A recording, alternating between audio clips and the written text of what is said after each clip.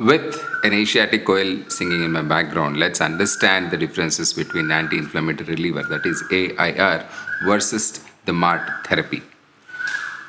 By simple definition, AIR means reliever inhaler that contains both low dose ICS and a rapidly acting bronchodilator, in simple language.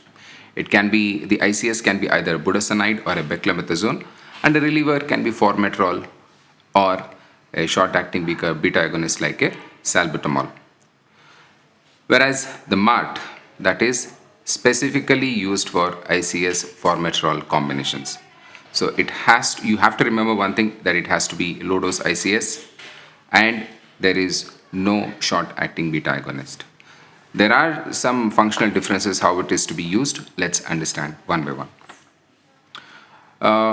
In track 1 and in step 1 and 2, AIR therapy is recommended for the age groups of adolescents and adults.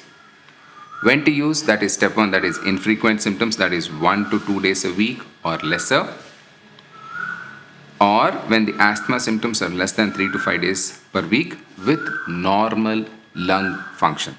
Please remember that as a baseline. And when to use MART, it is in track 1 where there is low dose ICS formoterol.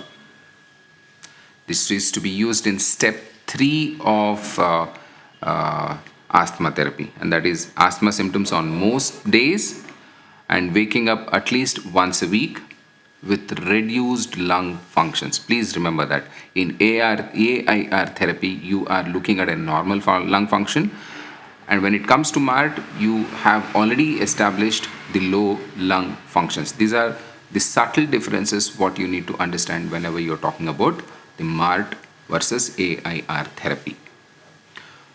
For all these things, whether it is AIR or MART therapy, the evidence is level A. So this has a very high class of recommendations and the credibility of evidence. So let's understand the rationale why these things are used. Whenever ICS with LABA is used, the reduction for oral corticosteroids is by 64% when it comes to asthma exacerbations which needs oral corticosteroids. And secondly, it is non-inferior to ICS alone, and 65% reduction in exacerbations with ICS formoterol combinations. And for mild asthma symptoms, MART seems to be better than ICS. For all of these ones, the level of evidence is A. And lower dose with MART than with ICS alone. That means you will be able to reduce the amount of inhaled corticosteroids used in a patient if you are using ICS LABA combinations. For all these reasons, ICS LABA and SABA combinations seem to be working better than any other combinations. Let's understand some of the practical points, and that is though the total of what is given is 72 micrograms, we may never be using 12 doses per day except in very severe exacerbations. We will never have to resort to 12 doses a day. And another practical point is rinsing of mouth is not recommended, or rather not advised, whenever you are using AIR therapy, because the frequency used is so less, and the evidence also says that the oral candidiasis is far lesser, or rather is not a problem when you are using ICS LABA combinations as AIR. This can also be used as a pre-exercise medication. If you are having exercise-induced symptoms and if you are taking AIR or even MART, these ones, ICS LABA combinations, will be able to help you with that. And also, the patient preferences and adherence is much better when you are giving ICS LABA combinations than standalone combinations.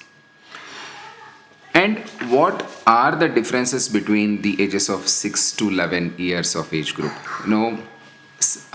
GINA guidelines definitely do not say the terminology AIR or anti-inflammatory reliever therapy when it comes to the ages between 6 and 11 years.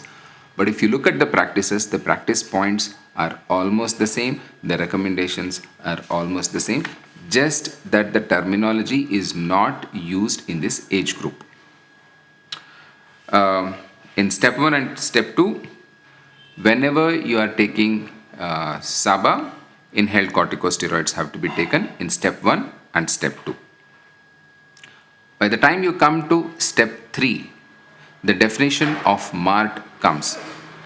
Please remember, here you are using clinical guide and your senses to make a diagnosis of asthma, and you give MART therapy. If you have been able to establish the low lung functions, that is when it is categorized as step 4 treatment, and you give medium dose ICS, LABA combinations or SABA combinations. So when it comes to adolescents and asthma, when you have low lung functions, it comes in step 3. Whenever you have low lung functions between 6 and 11 years, it is step 4. It is just the difference in terminology, but the actual practices almost remain the same. Why ICS LABA or ICS formoterol combinations are not used is, as of now, the level of recommendation or the evidence is only B. There is more and more ongoing research, and the evidence is very positive that AIR therapy may also be introduced in the age group of 6 to 11 years in due course of time. For now, AIR therapy by definition is to be used for age group for adolescents and adults. The practices remain the same, just that the definition is not used in children less than that. Thank you. Like, subscribe, and share this among your friends. We'll try and bring as much evidence as possible in the treatment and management of asthma. Thank you.